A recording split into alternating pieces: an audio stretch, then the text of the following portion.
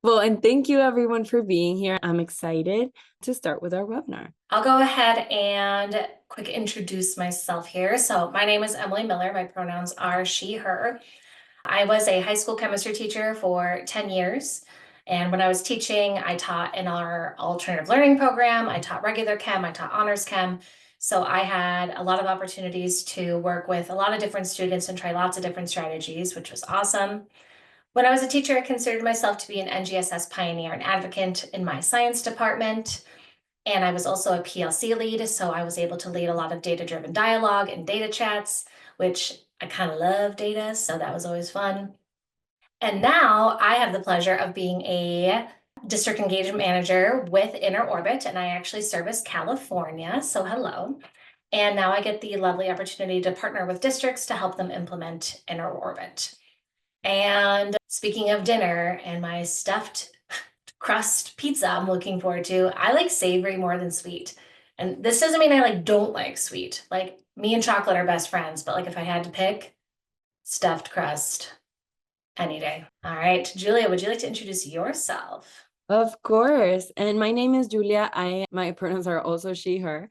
And I was a teacher and a tutor for elementary students in the Dominican Republic. Best place ever. Totally unbiased opinion.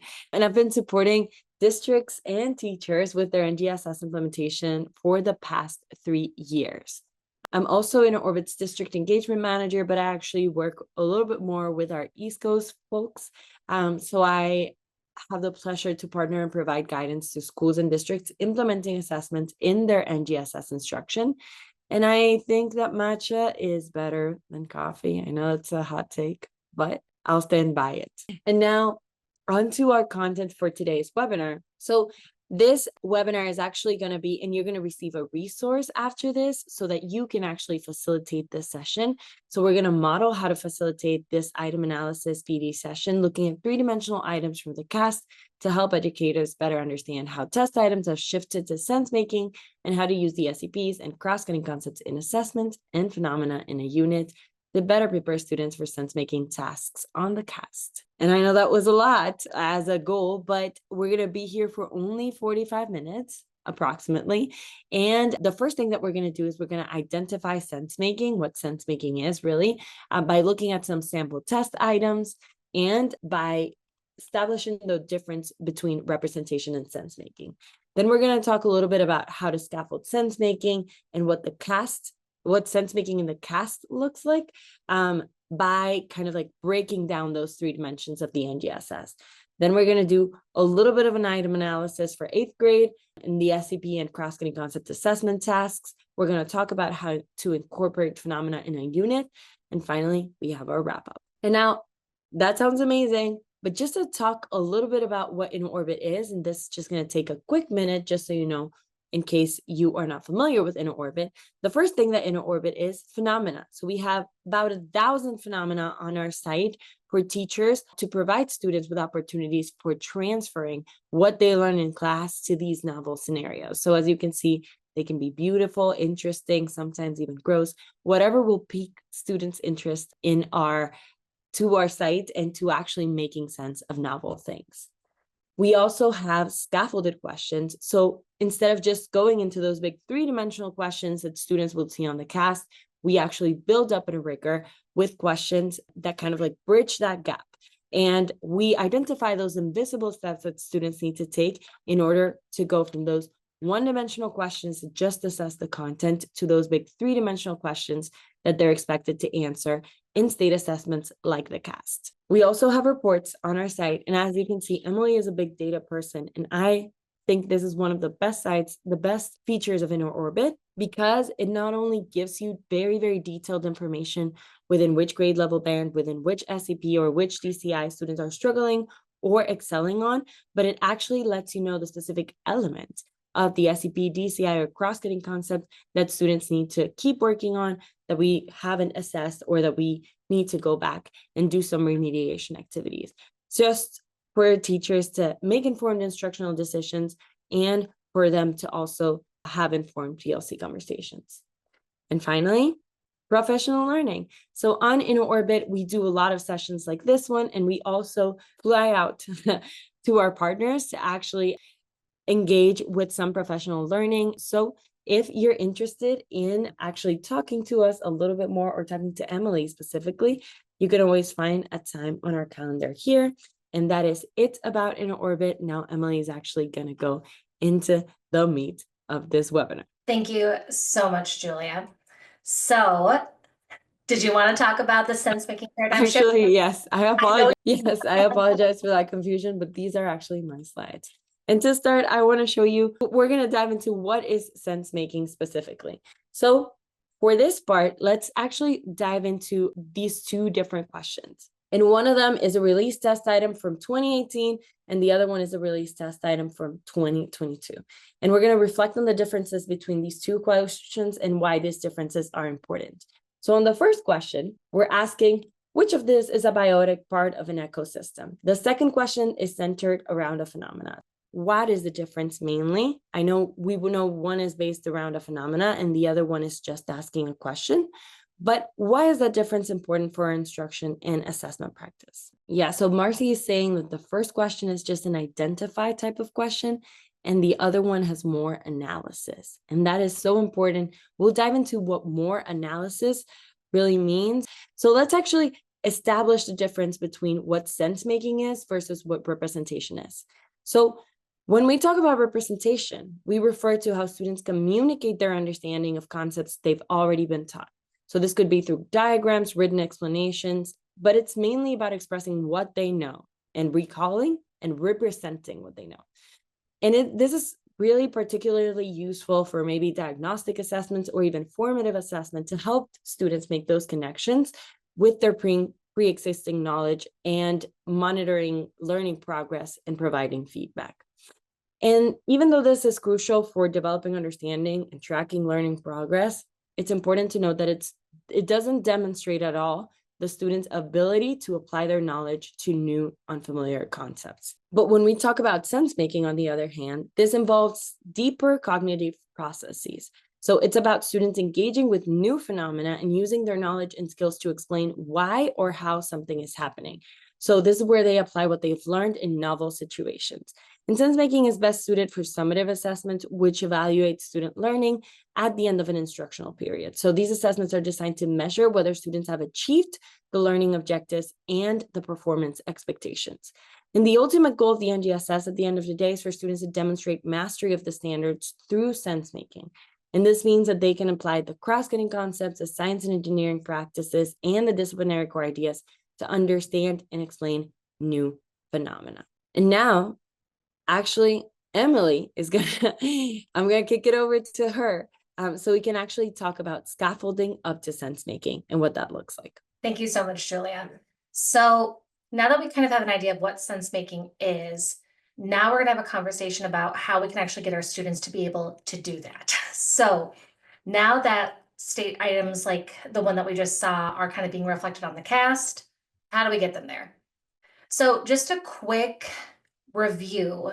I just want to talk about the 3 dimensions of the NGSS because the cast is going to be centered around the NGSS and the different standards within it.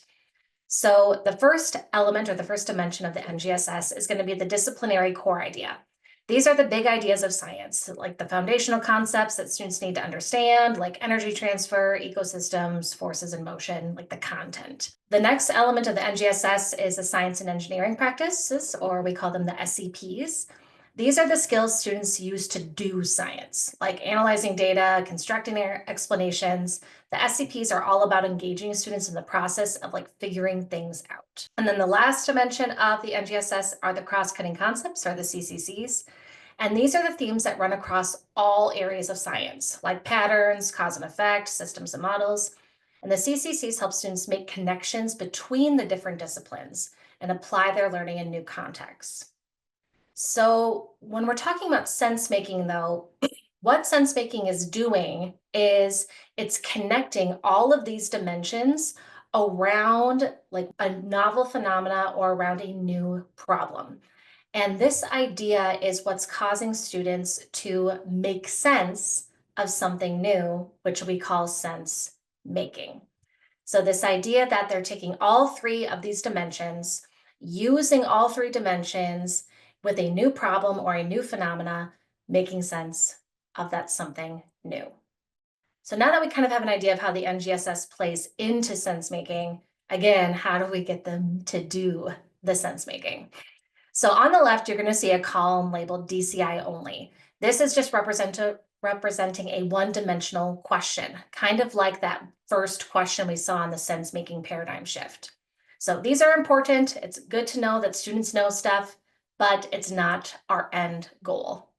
So in order to get them to be able to do those three-dimensional sense-making questions, we want to be able to help deepen their understanding, and we can do that by leveraging the SEPs and the cross-cutting concepts with the DCI.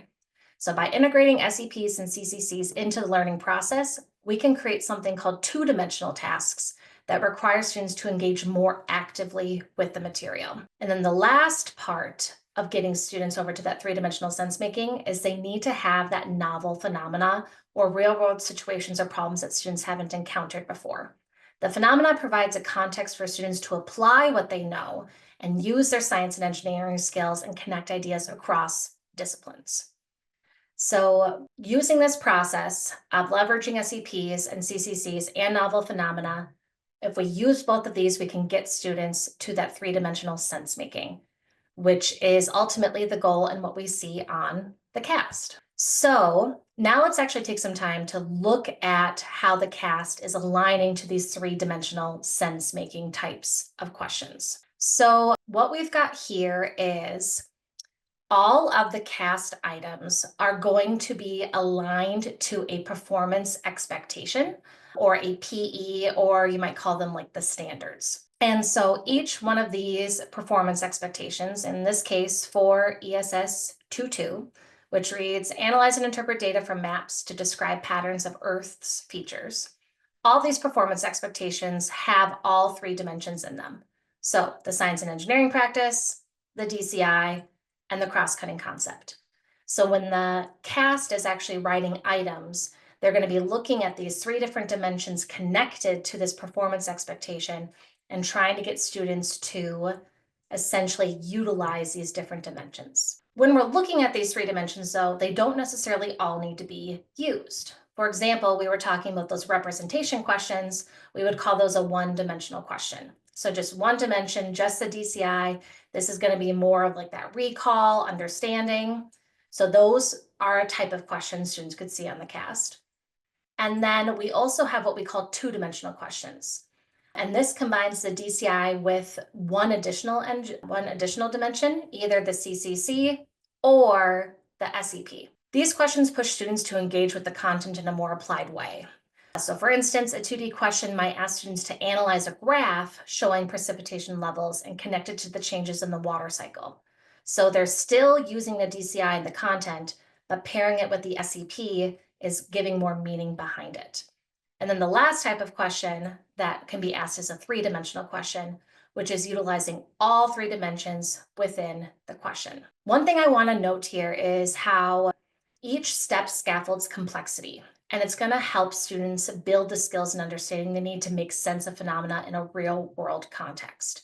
So all three of these questions are important, and you can actually leverage them and slowly go from 1D to 2D to 3D to get students to be able to do those sense-making questions on the cast. So we're almost to the part where we're going to actually look at some items here.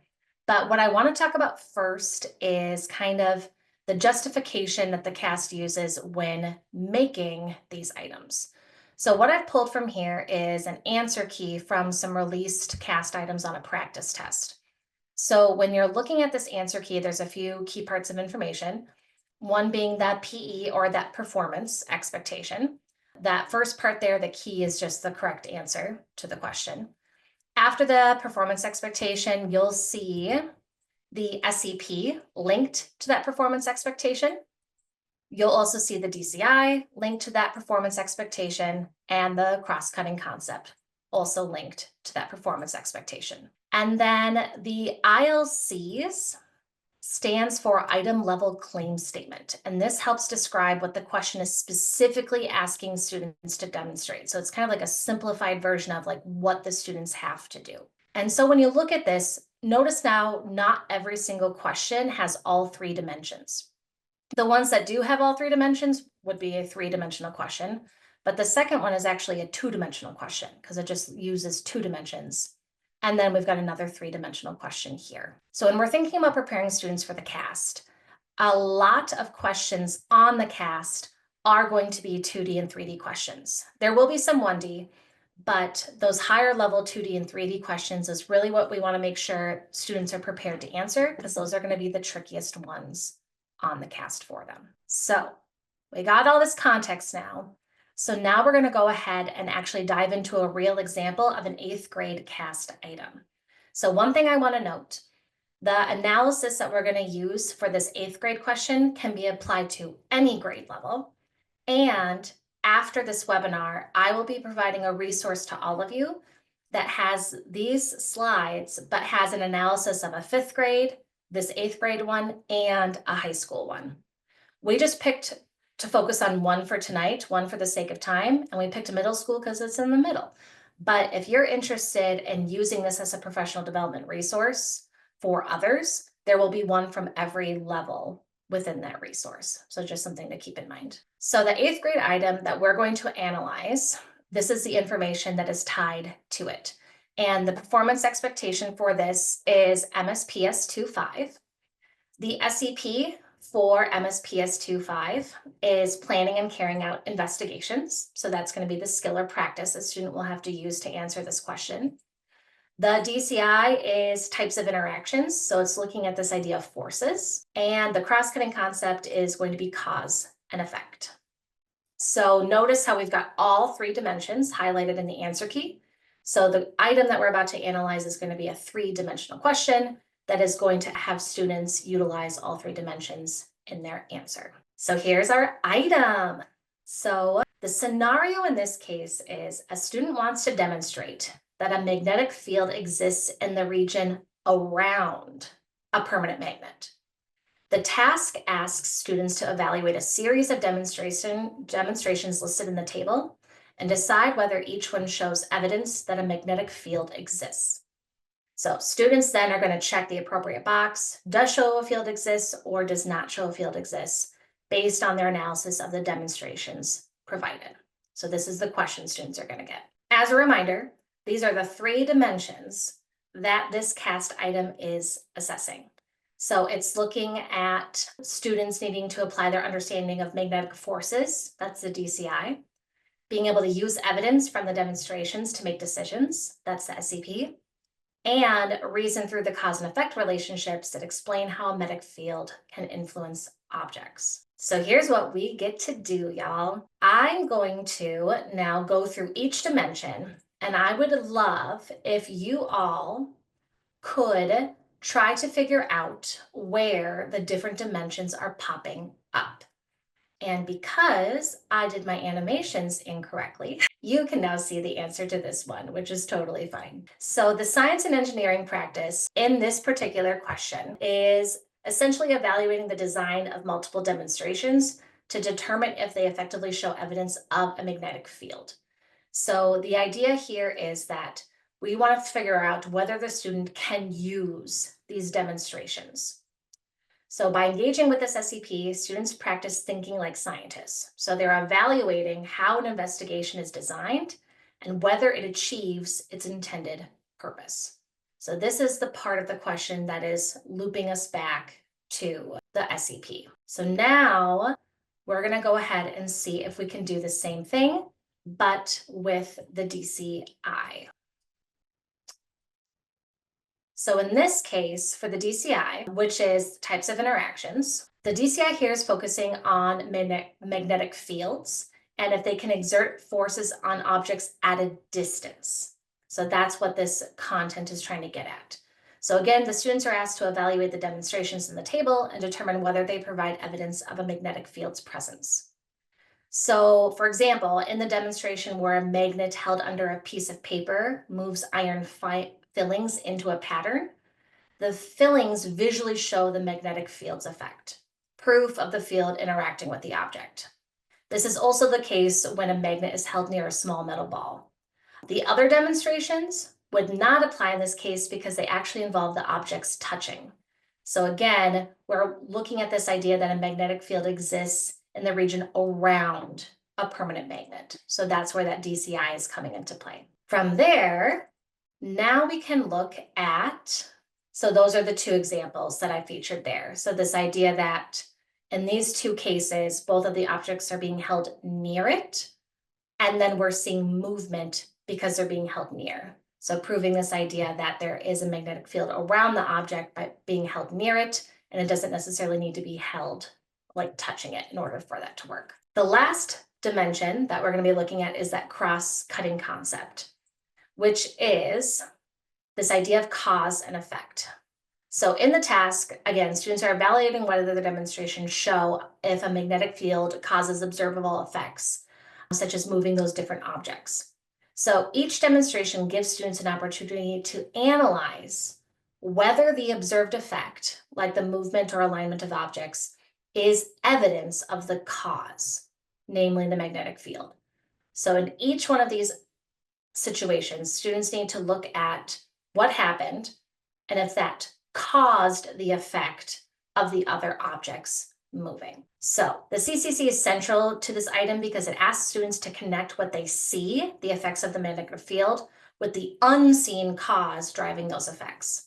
It reinforces the idea that scientific phenomena can often be observed indirectly by analyzing their impacts on the surrounding environment. So just kind of taking a moment here, we took time to see how every single one of these dimensions played into this item, which is asking students to do a lot. They need to be able to look at cause and effect, understand how forces can impact other objects, and there's a magnetic field around objects, and they need to be able to look at this investigation and identify which one of these would be valid. That's a lot of work, even though they're just clicking some boxes ultimately to answer it. So now that we've taken the time to actually look at a cast item and the different dimensions within it, now I want to talk about how we can get students to answer a question like that.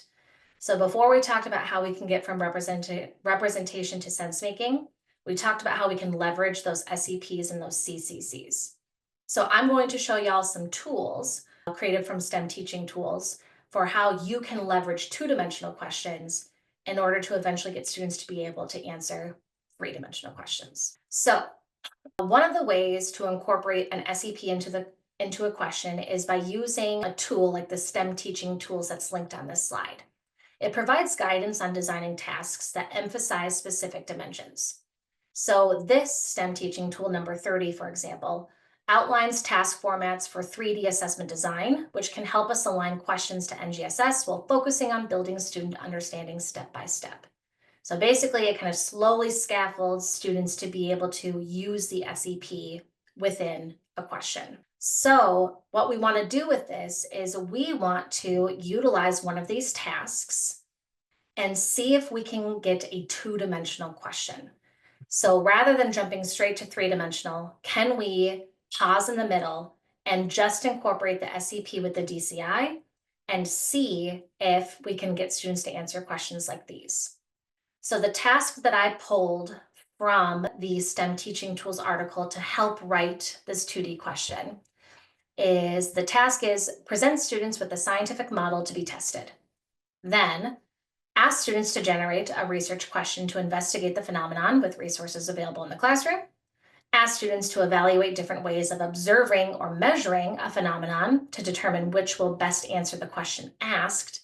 And then you can ask students to identify the variables needed in the investigation to explain the phenomenon.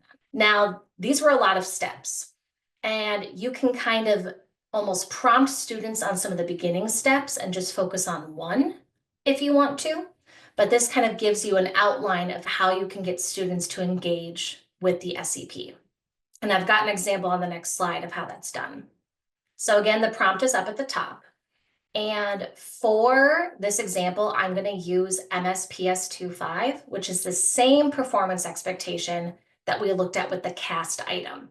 So this could be a two-dimensional question that could be used to get students to be ready to answer that question that we saw on the cast just now. So in this case, the phenomena that students are given is this idea that you've got a balloon, and this balloon is trying to pick up little pieces of paper.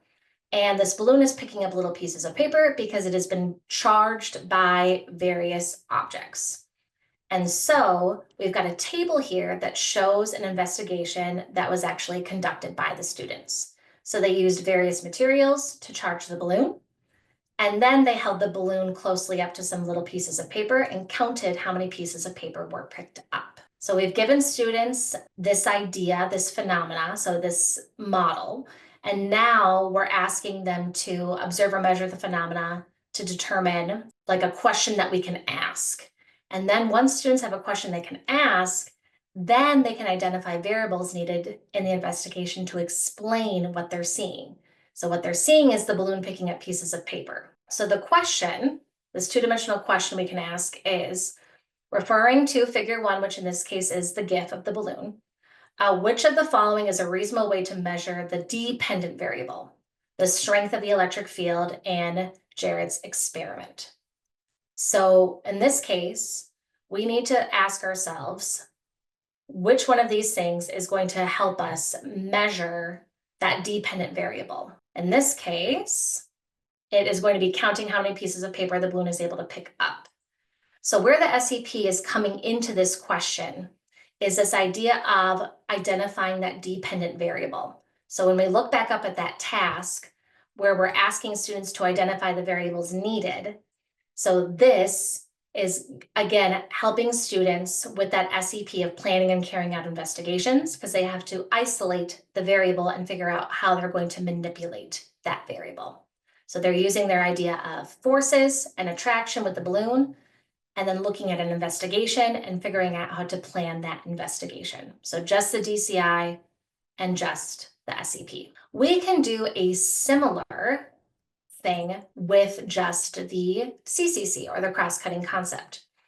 So STEM Teaching Tools has another tool that they've provided, but this is a way to incorporate the cross-cutting concept into a question. And this one is some nice like sentence prompters. So it's kind of like how you would initially ask a question.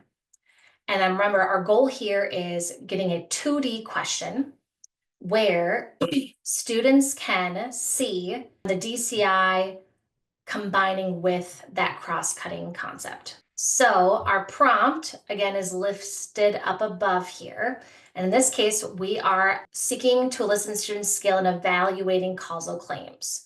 So essentially, they're looking at a causal claim and they're evaluating its relevancy. I'm still using the same phenomena as before with the balloon picking up the little pieces of paper.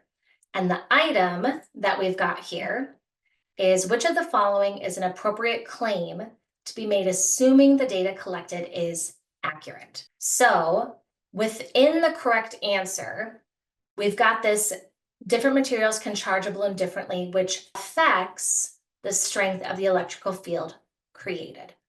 So in order to answer this question correctly, students need to be able to look at this cause and effect relationship between the magnetic force fields and the balloon. And we use those sentence prompters to kind of help guide us in making this two-dimensional question. So once you give students experience with two-dimensional questions, what you can then do is essentially bring them together to make your three-dimensional question. So when we're looking at this three-dimensional question, how does the data collected serve as evidence that the interaction between the balloon and paper is caused by an electric field? How this elevates it to three-dimensional is we do have the science and engineering practice of carrying out investigations to evaluate the data and how it supports the explanation of the phenomena. Then for the cross-cutting concept of cause and effect, we need to reason about the relationship between the balloon's charge and the paper's movement. So connecting the cause, the electric field, to that observed effect. And we still have the DCI in there because we're understanding the forces between different objects and how a balloon without touching the paper can still pick it up. So when we're looking at the correct answer here, sorry, I won't block it right quite yet. The correct answer is when the balloon was charged by a material, it caused the paper to move, but when it wasn't charged, the paper didn't move. So this is going to integrate all of those different dimensions within one question. So we took elements of our two-dimensional questions and kind of squish them together into this three-dimensional question. So this is a way you can kind of slowly get students to be able to answer that three-dimensional question by having them flex their skills just one at a time in two-dimensional questions and then bringing it all together into one. Okay, so now that we've taken some time to talk about that cast item, looking at the different dimensions, how we can leverage the SEPs and the CCCs to get us to sense making, there's one other crucial component in order to get to sense making, and that is novel phenomena. And what I want to do here is kind of give you like a practical example of how you can incorporate novel phenomena into your classroom. And so in order to do this, I'm using an Open SciEd unit as an example. So this is 7.4, and this unit focuses on ecosystems and includes 4 PEs, so 4 performance expectations. And while we're using this Open SciEd unit as a model, I really want to emphasize the importance that you don't need Open SciEd to apply the strategy I'm about to share. You can adapt this process to any unit by aligning tasks to your chosen performance expectations and then identifying novel phenomena that sparks curiosity around it. So if you have NGSS alignment within your curriculum, if you know the performance expectations that are within a given unit or within a given time frame, you can utilize the same structure. So when looking at this unit 7.4, I'm going to focus on just one performance expectation and how I can incorporate novel phenomena with just this one. Now, again, the process I'm about to show you can be applied to all 4 phenomena throughout the unit. So this could be scaled up as you look at more and more performance expectations. I just want to give you a quick idea of what 2-3, the performance expectation we're looking at is, just to give you a little bit of context. So this PE focuses on 2 key ideas: the cycling of matter, so how nutrients and other materials move between organisms and their environment, and the flow of energy, so how energy is transferred through an ecosystem, starting with the sun and then moving through producers, consumers, and decomposers. So keeping this performance expectation in mind, here's how you could incorporate novel phenomena within this Open SciEd 7.4 unit. I would say, at least from my experience, a lot of curriculum that has NGSS alignment has a anchoring phenomena that they give at the beginning of a unit. In this Open SciEd example, their anchoring phenomena here is maple syrup coming from a tree. So putting the spigot in and getting yourself some syrup. So the idea of the anchoring phenomena is it serves a powerful tool to spark curiosity and then provide opportunities for teachers to model sense-making strategies. So while you are referencing this anchoring phenomena, the teachers can model what to do. They can out loud ask questions. Where did this maple syrup come from? What does it do once it's in our bodies? Does it stay maple syrup in our bodies? Does it change? And so the anchoring phenomena is a great way to continuously model different strategies of sense making throughout the unit. So while the anchoring phenomena is going to be the teacher's model, we still need to give students opportunities to sense make on their own. So throughout a unit, you're obviously going to do your instruction, right? So you're going to teach your content, teach your skills. And these 3 lessons that I just pulled from this Open SciEd unit all focus on that performance expectation of MS-LS 2-3. So all of these go to that one performance expectation. So once you give those different lessons throughout a unit, we recommend then giving a formative assessment centered around a new phenomena. So you've been using maple syrup the whole unit. You're modeling strategies to students the entire time, maple syrup, maple syrup. And now you're going to give some students brand new, not related to maple syrup at all. For example, what's the scoop with worm poop? This is actually a cluster that is from our InnerOrbit website. So with this assessment, you're going to want it to be formative. And this formative checkpoint is going to serve how to assess students, it's going to help you assess how students are doing with the content and their sense-making skills to see if they can apply what they've learned to a new phenomena. Basically, can they do what you've been modeling on their own? It's best if these formative assessments have a mixture of 1D, 2D, and 3D questions. This way you can get a clear picture of where a student's understanding is and where it may drop off. So if they're doing well in the 1D and the 2D and not the 3D, then you know how to inform your instruction from there. Because in a perfect world, after you get that formative feedback, you would want to potentially go back and revisit or reteach certain elements that students struggled with. So if you get data that they're struggling with the SEP, maybe you take some time to focus just on that SEP. And that's what that formative assessment is going to help you do. So then after the formative, after your reteaching, then you're going to again want to incorporate a new novel phenomena as the summative, just like this pre-made one that we have on InnerOrbit. And this is going to give students an opportunity to demonstrate their ability to apply their learning again in a new context. Because truly, to know if students have mastered the performance expectation and the information, they need to be able to apply what they've learned in a new setting. And the more we can give students assessment opportunities with novel phenomena, the more prepared they're going to be to utilize sense making on the cast and on future assessments. And just a quick point out on InnerOrbit, we have tons of questions and tons of phenomena to kind of help with this incorporation. So for just this one performance expectation, MSLs 2-3, we have 107 questions and 6 novel phenomena. And so if you give like one formative and it doesn't go so hot, you could give another formative with another phenomena and still have something available for a summative at the end. Y'all are awesome.